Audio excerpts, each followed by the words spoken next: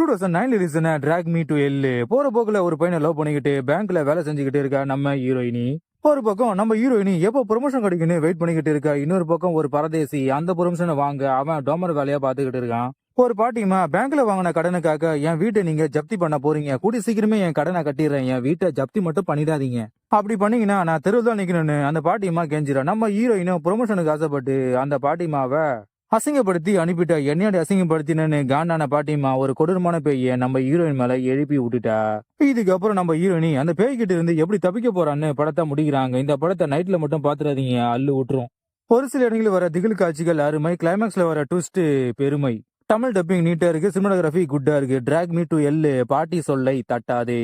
IMDb rating 6.6, நம்ம rating 8.5. 1997 fire down below. ஒரு business man ஊருக்குள்ள ஒரு கம்பெனியை வச்சு நடத்துறான். அதுல இருந்து வரும் புகை ஊரையும் மக்களையும் பாதிக்குது.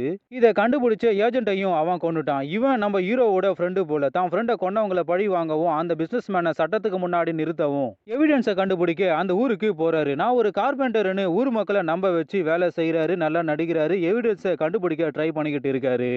ஒரு பக்கம் பிசினஸ் மேனோட பையன் எடுபடுகளை வச்சு நம்ம ஹீரோவை இங்கிருந்து துரத்த பாக்குறான். ஆனா பல்பு வாங்குறான். இன்னொரு பக்கம் அப்பாவி பொண்ணு ஆனா அழகான பொண்ணான நம்ம ஹீரோயினி அவ அப்பாவே அவ கொண்டுட்டான்னு ஊர் மக்கள் யாரும் அவகிட்ட பேச மாட்டாங்க.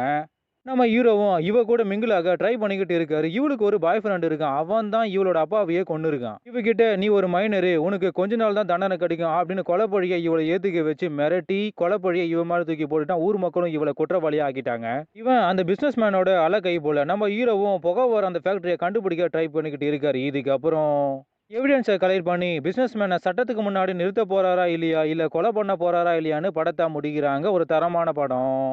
Tamil dubbing cinematography double okay. IMDb rating 5.1, நம்ம ரேட்டிங் 5.4. ஃபயர் டவுன் பிலோ சட்டம்.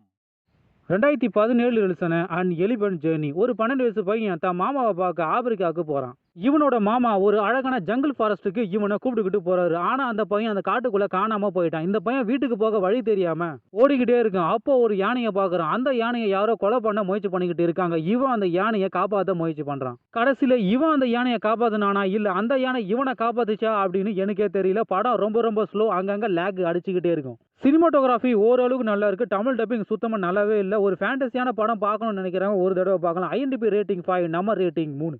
அண்ட் எலிபென்ட் ஜேர்னி நம்பிக்கை. 2009 ரிலீஸான ரேஸ் டு விச் மவுண்டைன். தான் உண்டு தான் வேலை உண்டுன்னு டாக்ஸி ஓட்டிக்கிட்டு இருக்காரு நம்ம ஹீரோ ராக்கு. திடீர்னு ஒரு பையனை பொண்ணும் கார்ல வந்து ஏறுறாங்க. இவங்க 2 பேரும் ஏலியன் போல. இதை தெரியாத நம்ம ராக்கு இவங்க சொல்ற இடத்துக்கு இவங்கள நம்ம ராக்கு ஈதுக்கிட்டு போறாரு. ஒரு கடத்துல இவங்க ஏலியன்னு நம்ம ராக்குக்கு தெரிய வருது. ஒரு பக்கம் கவர்மெண்ட் ஆளுங்க இவங்கள துரத்திக்கிட்டு இருக்காங்க. இன்னொரு பக்கம் இவங்களோட கிரகத்தை சேர்ந்த ஒருத்தனும் இவங்கள துரத்திக்கிட்டு இருக்கான். இதுக்கப்புறம் நம்ம ராக்கு இந்த ஏலியன் பசங்களை காப்பாற்றி அவங்களோட கிரகத்துக்கு அனுப்பி வைத்தாரா இல்லையா, பூமியை காப்பாத்தினாரா இல்லையான்னு படத்தை முடிக்கிறாங்க. ஒரு தரமான படம். சயின்ஸ் ஃபிக்ஷனா சொல்லி சிஜி ஒர்க்கை ஓரளவுக்கு நல்லா பண்ணியிருக்காங்க. Tamil dubbing cinematography double okay. IMDb rating 5.7, நம்ம rating 6.2. Race to witch mountain. ஏலியன்கள் ஜாக்கிரதை. 2016 ரிலீஸான பேட்ரியஸ் டே. பாஸ்டன் சிட்டியில் மாரத்தான் போட்டி நடக்க போகுது. அதுக்காக எல்லா ஏற்பாடும் பண்ணிக்கிட்டு இருக்காங்க. இன்னொரு பக்கம் தீவிரவாதிகளான ஒரு அண்ணனும் அவனோட தம்பியும் ஒரு பாம்பை ஒன்று ரெடி பண்ணி மாரத்தான் போட்டியில் வைக்க பிளான் பண்றாங்க. பலத்த பாதுகாப்போடு மாரத்தான் போட்டி நடக்குது. எல்லாரும் கலந்துக்கிட்டு ஓடுறாங்க. வேடிக்கை பார்க்குற மக்களும் ஓடும் மாவீரருக்கு அப்ளாஸ் பண்ணி என்கரேஜ் பண்றாங்க. இன்னொரு பக்கம் அண்ணனும் தம்பியும் பேக்ல பாம்பை வச்சுக்கிட்டு மக்களோட மக்களா உள்ள போகுது. 4 மூலைக்கும் பாம்பை வச்சுட்டு ஓடி வந்துட்டானுங்க. ரிமோட்டை யூஸ் பண்ணி பாம்பை வெடிக்க வைக்கிறானுங்க. மக்களும் அலறி அடிச்சுக்கிட்டு ஓடி வராங்க. அங்க பாதுகாப்பு போலீஸா இருந்த நம்ம ஹீரோ களத்துல இறங்கி மக்களை காப்பாத்துறாரு.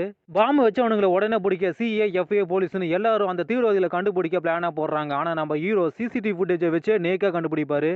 இந்த தீவிரவாதிகளை எப்படியாவது பிடிச்சே ஆகணும்னு கவர்மெண்ட் இவங்களை பிடிக்க பாஸ்டன் சிட்டில 140 தடவை உத்தரவு போட்டு இந்த தீவிரவாதிகளை பிடித்தார்கள் இல்லையான்னு படத்தை முடிக்கிறாங்க.